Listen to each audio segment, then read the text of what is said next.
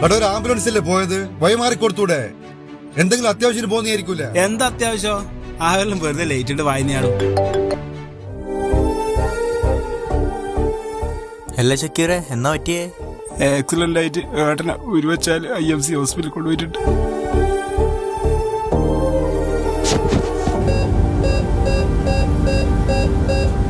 കുറച്ചു മുമ്പേ എത്തിച്ചിരുന്നെങ്കിൽ. ഒടുവിലെ യാത്ര